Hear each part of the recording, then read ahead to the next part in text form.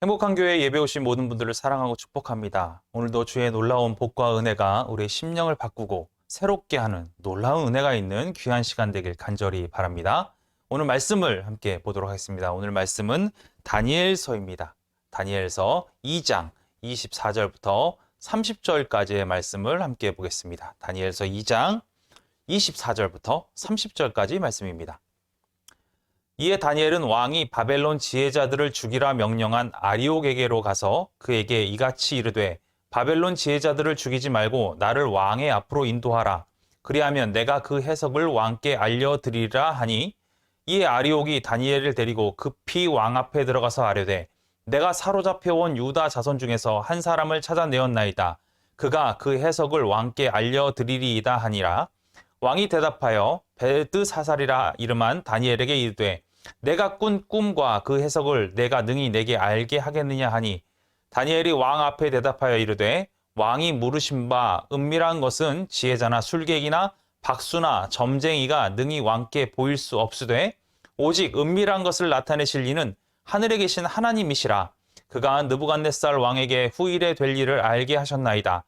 왕의 꿈 곧 왕이 침상에서 머릿속으로 받은 환상은 이러하니이다. 왕이여, 왕이 침상에서 장래일을 생각하실 때에 은밀한 것을 나타내시는 이가 장래일을 왕에게 알게 하셨사오며 내가 이 은밀한 것을 나타내심은 그 지혜가 모든 사람보다 낫기 때문이 아니라 오직 그 해석을 왕께 알려서 왕이 마음으로 생각하던 것을 왕에게 알려주려 하심이니이다.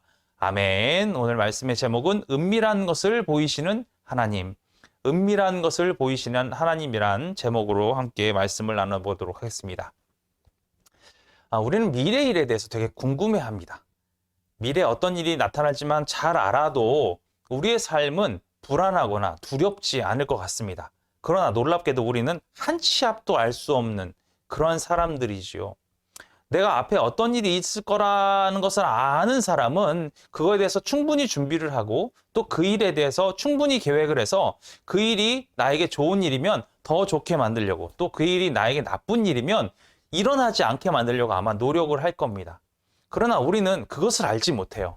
깨닫지 못합니다. 분명한 어떠한 시그널이 온다 하더라도 그것을 잘 잊어버리거나 그것을 준비하는 시간을 놓쳐버리는 경우들이 너무나 많이 있습니다. 그래서 우리는 늘 이렇게 기도합니다. 앞의 것을 보여주세요. 우리의 미래 비전을 주세요. 이렇게 우리는 하나님께 기도하죠. 과연 우리는 비전을 바라보고 살면 온전하게 살 수 있을까?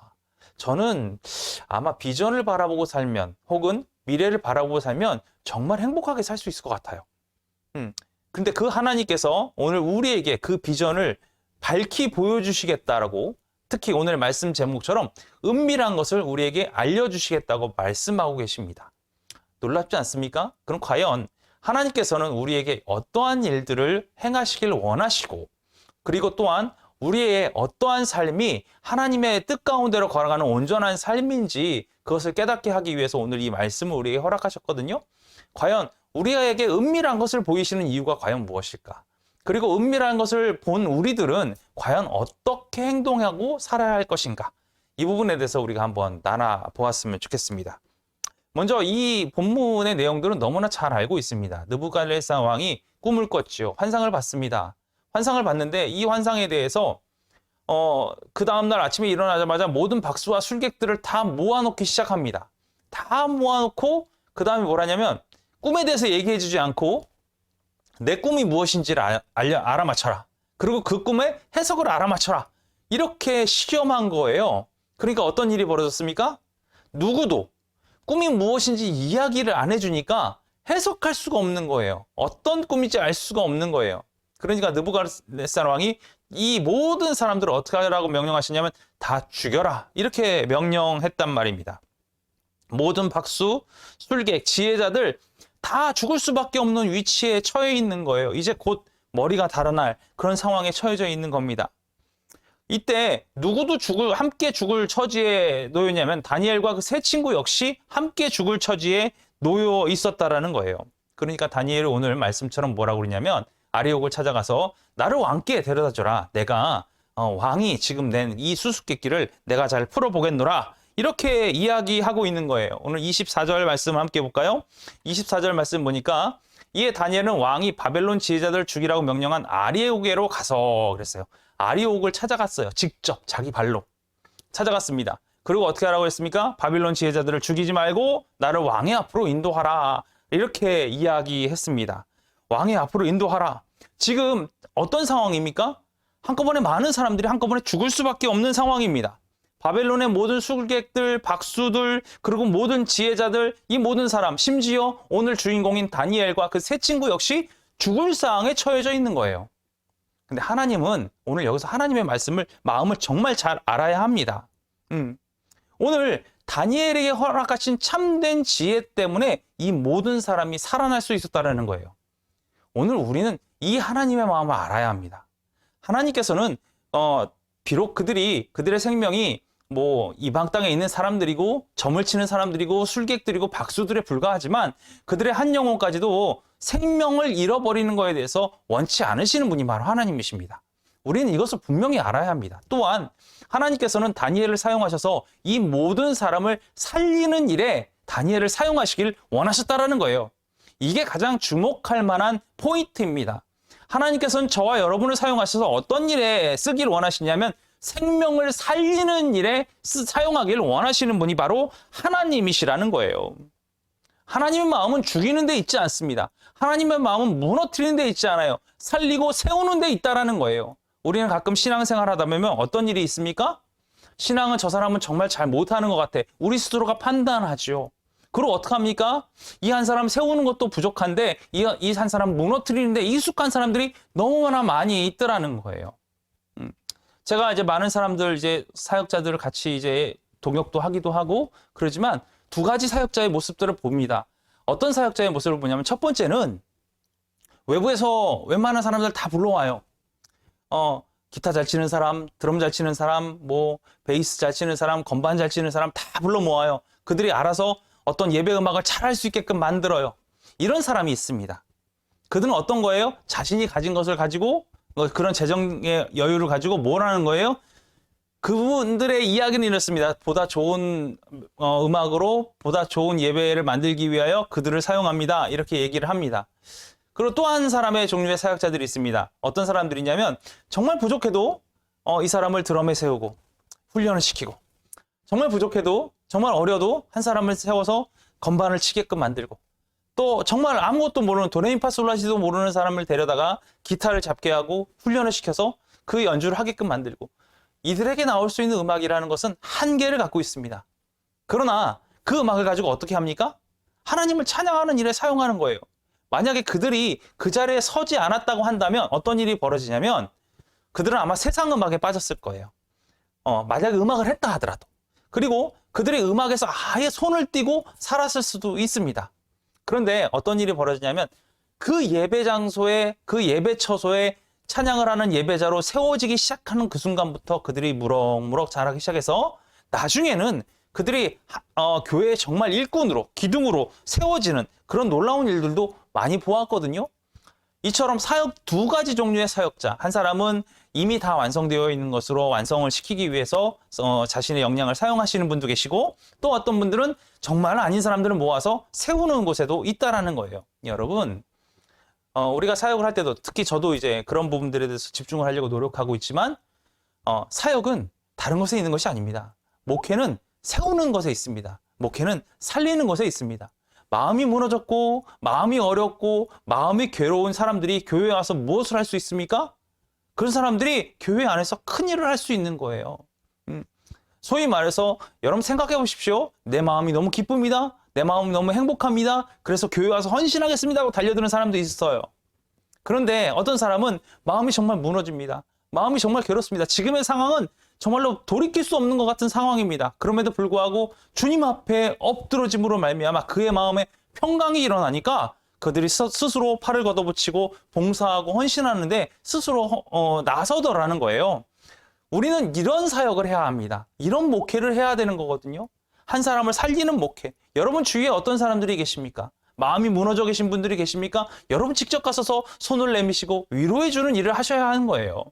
주님께서는 우리를 세우시는 목적이 뭐냐? 우리에게 은밀한 것을 보이시는 목적이 뭐냐? 정말요, 안 보여요. 그렇게 마음이 무너진 사람들 잘 보이지가 않습니다. 그런데 그 마음을 보게 하시는 은혜가 뭐였냐? 다른 것이 아니라 그들을 세우고 살리느라고 우리에게 보여주시라는 거예요. 보여준다는 거예요. 이 참된 지혜, 이 참된 은혜, 이게 어디 있습니까? 바로 말씀 안에 있는 거예요. 주님과 가까이 사는 사람, 주님과 늘 동행하는 사람, 이 사람이 말씀 속에서 이 참된 지혜와 지식을 얻을 수 있는 사람이라는 거예요. 여러분 주위를 한번 돌아보십시오. 오늘 우리가 이 말씀을 함께 나누지 않습니까? 정말 은밀한 것, 어떤 거예요? 저 사람 마음이 무너져 있어요. 저 사람이 굳이 나에게 찾아와가지고 내 마음이 무너졌습니다 얘기하지 않아도 우리가 그냥 볼 때마다 하나님의 마음으로 그 사람을 바라볼 때마다 어떤 모습이 보입니까? 마음이 무너져 있는 모습이 보이는 거예요. 사랑이 식어가 있는 모습이 보이는 거예요. 상처 때문에 일어서지 못하는 그 무릎이 보이는 거예요. 그때는 어떻게 하는 거예요? 우리가 두 손을 내밀어서 그들을 위로하고 그의 상처를 싸매주고 우리가 함께 주님과 동행하면서 그들의 상처가 아물 때까지 동역하고 같이 기도해 주는 것, 이것이 아름다운 주님께서 우리를 선택하신 귀한 목적 아니겠습니까? 우리가 이거를 따라 사는 것, 이것이 우리에게 너무나 중요하다는 겁니다. 우리 이런 삶을 살아갈 수 있는 우리 행복한 교회 모든 성도님들 다 되었으면 좋겠습니다. 또한 25절 말씀을 보니까 25절 말씀에 뭐라고 나와 있느냐? 아리옥이 다니엘을 데리고 급히 왕의 앞에 들어가서 아뢰되, 이렇게 얘기하고 있어요. 아리옥이 어떻게 했습니까? 이제는 급해졌습니다. 다니엘을 바로 데려갔어요. 바로. 다니엘의 지혜 때문에 어떻게 됩니까? 이제 많은 사람이 살릴 수 있게 된다니까 바로 쫓아간 거예요.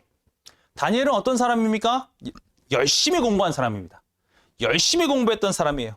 비록 포로의 신분이었지만 그는 탁월한 지혜를 갖고 있었어요. 탁월한 지식을 갖고 있었어요. 엄청난 능력의 소유자입니다. 정말 저는 발 뒤꿈치도 쫓아갈 수 없는 그런 대단한 실력이 있는 사람이었던 걸로 성경은 표현하고 있지요. 그러나 놀랍게도 다니엘의 위치는 어땠습니까? 역시 포로였습니다. 역시 포로라는 신분 때문에 어쩔 수 없이 관직의 자리에 앉지 못하는 거예요. 성장할 수 있는 발판이 아예 없는 거예요. 소위 우리 얘기하잖아요. 흙수저. 흙수저처럼 그렇게 살고 있는 거예요.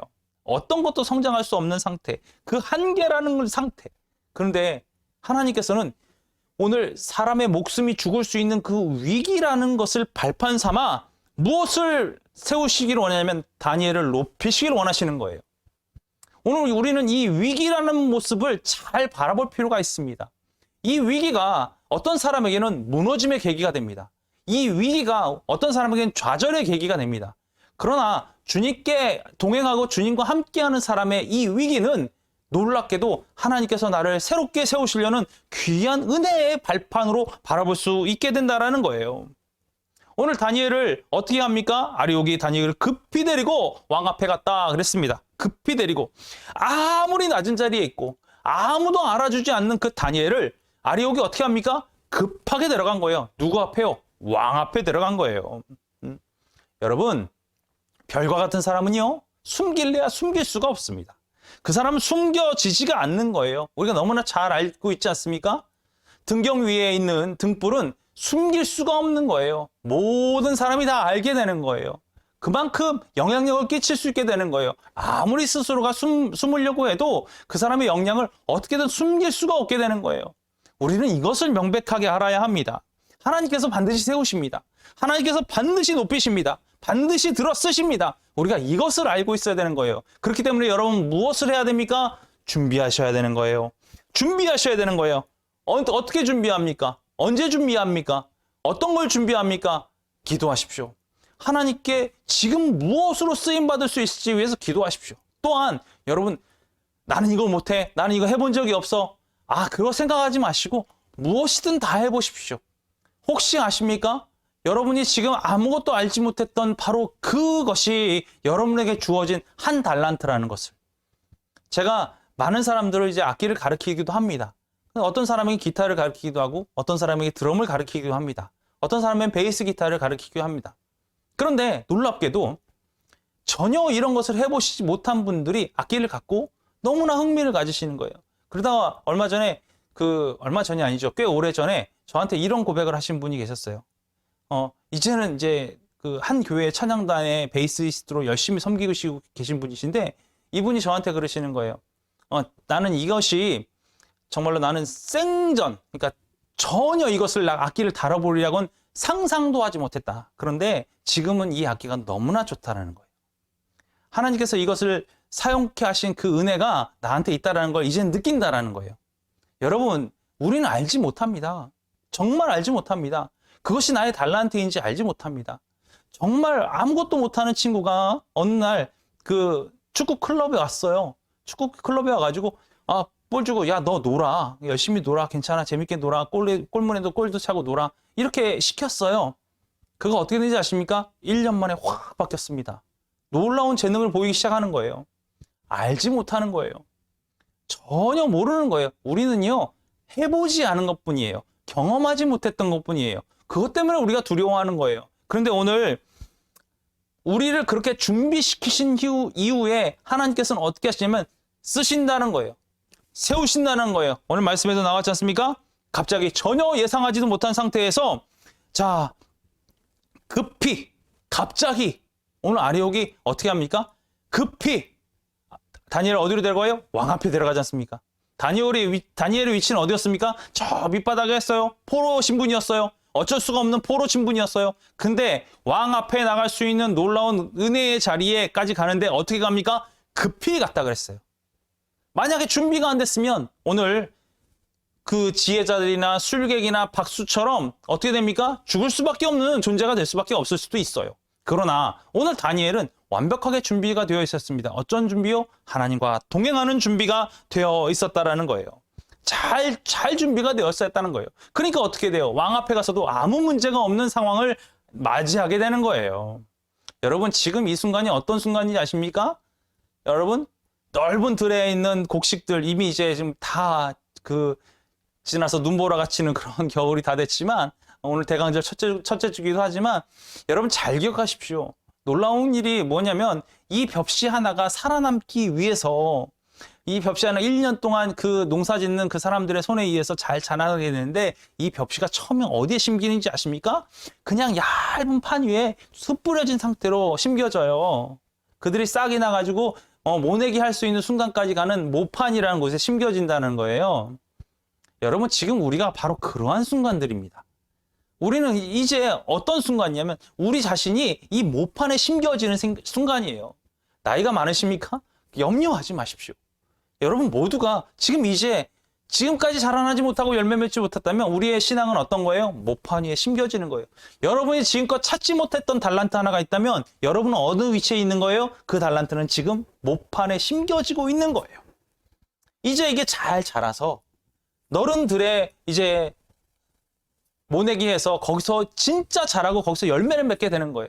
지금은 저 작은 온실 안에서 모판에서 자랄 수밖에 없지만 이 모판에서 자란 것들이 어떻게 된다는 거예요? 이제는 잘 자라 어느 곳에 심기든 잘 자라 열매 맺을 수 있는, 그때는 비바람도 맞을 수 있고 태풍도 올 수 있지만 그럼에도 불구하고 열매 맺을 수 있는 놀라운 그러한 놀라운 벼로 자랄 수 있는 기회가 그때는 된다라는 거죠.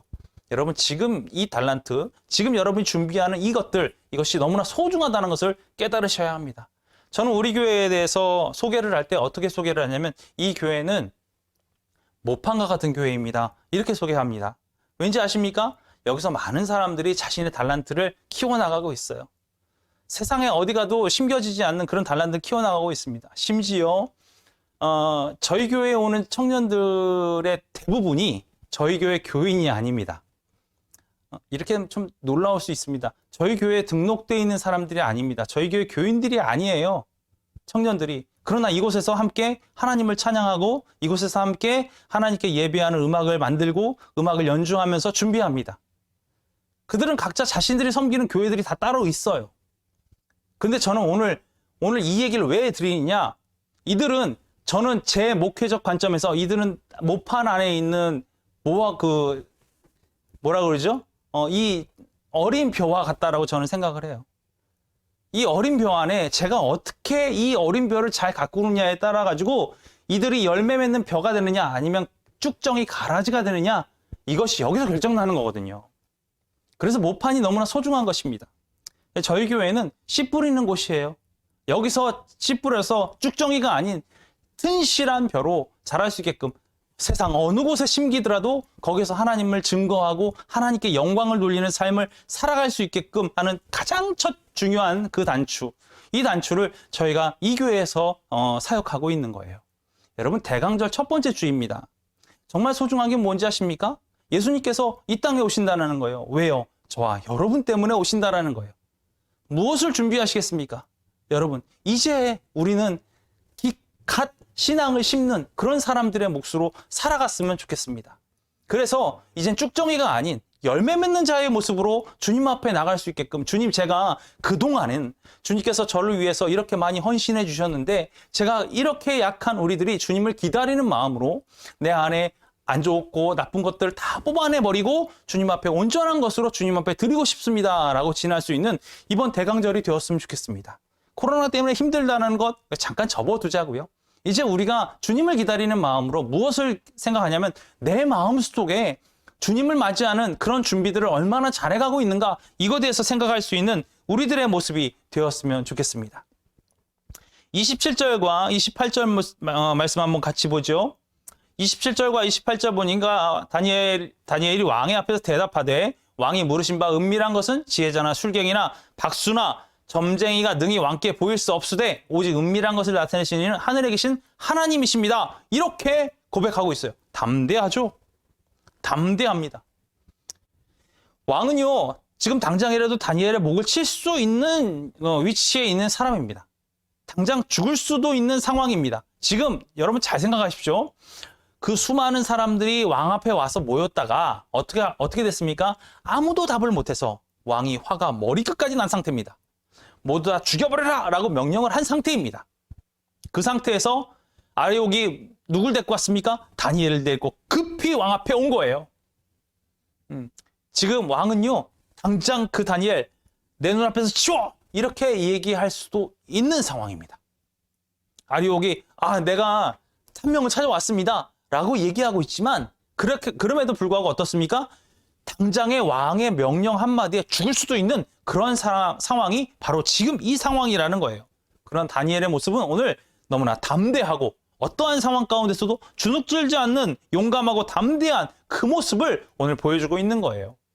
담대히 하나님을 선포하고 있습니다. 아무도 그걸 보여줄 수 없지만 하나님만이 이것을 보여줄 수 있습니다라고 선포하고 있는 다니엘의 모습을 보고 있는 거예요. 왜 이게 가능합니까? 이미 다니엘에게 하나님께서는 은밀한 것을 보이셨기 때문에 그런 거예요. 두려울 게 없는 거예요. 다 알고 있는 거예요. 여러분, 이 지혜가 어디 있다고 그랬습니까? 말씀 가운데 있다고 그랬어요. 말씀 가운데. 말씀 가운데 이 지혜가 있다라는 거예요. 인간으로서는 불가능합니다. 인간으로서는 깨달을 수 없습니다. 왜요? 아까도 보셨지 않습니까? 술객이나 박수나 지혜자들 다 알 수가 없는 거예요. 어떤 것도 알 수 없지만 오직 하나님께서는 알 수 있다라고 얘기하시는 거예요. 왜요? 성경을 통해서, 말씀을 통해서 은밀한 것을 우리에게 보이시는 분이 바로 누구시라 그러는 거예요? 바로 하나님이시라는 거예요. 우리가 함께 나눴지 않습니까? 다니엘이 뭐라고 얘기했습니까? 오직 은밀한 것을 나타내시는 일은 하늘에 계신 하나님이십니다 라고 다니엘이 고백하는 거예요. 우리의 입술의 고백도 이런 고백이 나왔으면 좋겠습니다. 인간으로서는 안 됩니다. 그렇지만 하나님은 되십니다. 여러분, 이것이 우리의 신앙 고백이 되었으면 좋겠고요. 믿지 않는 사람들에게 이렇게 담대히 전할 수 있는 우리들의 모습이 되었으면 좋겠습니다. 이것이 주님께서 우리를 부르신 구체적인 목적이라는 거예요. 하나님의 능력, 지혜, 여러분 잘 기억해 보십시오. 신약시대 때 너무나 고통받을 수 있는 그런 사람들에게 너희가 어디 가서 두려워하지 말라, 떨지 말라, 내가 성령님께서 너의 입술을 통해서 너희가 말할 것을 알려주실 것이다, 이렇게까지 말씀해 주신 분이 바로 하나님이시에요. 무슨 얘기입니까? 우리가 어떠한 상황에 처해 있다 할지라도 우리의 모든 지혜와 지식들은 어디서부터 출발한다는 거예요? 하나님으로부터 출발한다는 거예요. 그러니까 이제 우리는 두려워할 필요가 있습니까? 전혀 없다라는 거죠. 오늘 다니엘의 고백처럼 은밀한 것을 보이시는 분은 하나님이십니다 라고 고백할 수 있는 우리들의 삶이 되어야 한다라는 거예요. 주님의 지혜가, 말씀 속에 있는 그 주님의 놀라운 지혜가 우리와 함께 한다는 사실을 세상에 있는 모든 사람들에게 오늘 다니엘의 모습처럼 담대하고 굳세게 주눅들지 않고 전할 수 있는 그런 우리들이 되어야 한다라는 거예요. 근데 전해집니까? 전 많이 못 봤습니다. 담대하게 전할 수 있는 사람들이 그렇게 많이 없는 것 같습니다. 하나님 살아계십니다. 하나님 놀라우십니다. 하나님 기도하시면 다 응답해 주십니다. 내 눈앞에선 이렇게 전하죠. 또 믿는 사람들에게 이렇게 얘기하는 게 너무나 당연합니다. 그러나 믿지 않는 사람들은 어떡합니까? 예수 좀 뭐 믿어봐. 믿을 수 있겠니? 우리 이렇게 얘기하고 이것도 막 부들부들 떨어요. 말 한마디를 제대로 못하는 거예요. 이런 안타까움들이 우리한테 있다라는 거죠. 여러분, 우리는 주님을 선포해야 되는 사람들입니다. 담대하게 주님을 전해야 하는 거예요. 이렇게 전할 수 있는 사명이 바로 그 은혜가 저와 여러분에게 있다라는 거예요. 그 은혜를 누릴 수 있는 저와 여러분이 되었으면 좋겠습니다. 세상 가운데 대강절 첫 주에 담대히 전하십시오. 주님은 저와 여러분 때문에 오셨습니다. 예수님은 저와 여러분의 죄 때문에 오셨습니다. 이렇게 전할 수 있는 우리들의 모습이 되었으면 좋겠다라는 거예요. 여러분, 오늘 가장 많이 나오는 단어 하나를 좀 곱씹어 봤으면 좋겠어요. 오늘 가장 많이 나온 단어는 복이 아닙니다. 오늘 가장 많이 나온 단어는 은혜가 아닙니다. 오늘 가장 많이 나온 단어는 바로 은밀하게라는 단어입니다. 은밀하게. 은밀한 것을 나타나시는 분 누구시라고 했어요? 하나님이에요. 은밀한 것 어떤 거요? 우리가 지금 전혀 알지 못하는 것, 전혀 깨닫지 못하는 것, 전혀 느끼지 못하는 것, 이것을 알게 하시는 분이 누구시라는 거예요? 바로 하나님이시라는 거예요. 너무나 놀랍지 않습니까? 우리는 알 수 있는 게 한계가 있어요. 그러나 최고의 지혜자이신 하나님께서 우리에게 이건 이거야, 이건 이거야 알려주신다는 거예요. 얼마나 은혜가 되는지 모릅니다. 얼마나 은혜가 되는지 모릅니다. 주님과 만나서 어떤 사람도 최고의 지혜자가 될 수밖에 없는 거예요. 당연한 결과죠. 왜 그렇습니까? 주님께서 최고의 지혜자이시기 때문에 그런 거예요. 제가 정말 제가 은혜를 저 스스로를 돌아보면서 은혜를 많이 받는 것들이 어떤 것들이 있냐면, 저는 이제 구체적으로 이제 사람들하고 이야기를 많이 나눕니다. 이야기를 많이 나누다 보면 저한테 놀랍게도 이런저런 질문들을 던질 때가 있어요. 이런저런 질문들을 던질 때가 있는데 제가 학식이 그렇게 높지가 않습니다. 열심히 공부를 한다고는 하지만 제가 하는 게 뭐 소위 말해서 정말 지식의 그 수준이 높으신 분, 그런 많은 분들 계시거든요. 그럼에도 불구하고 그들의 질문에 제가 말씀 가운데서 전혀 기억하지도 못했던, 제가 성경을 자세히 외우지도 못합니다. 암송 능력은 정말 떨어지는 것 같아요. 그런데도 놀랍게도 그들에게 성경에 이렇게 얘기하고 있어 라고 얘기하는 게 막 생각이 나는 거예요. 어떻게 이런 일이 있을까라고 저 스스로가 늘 사람들하고 이야기할 때마다 감탄을 금치 못하는 거예요.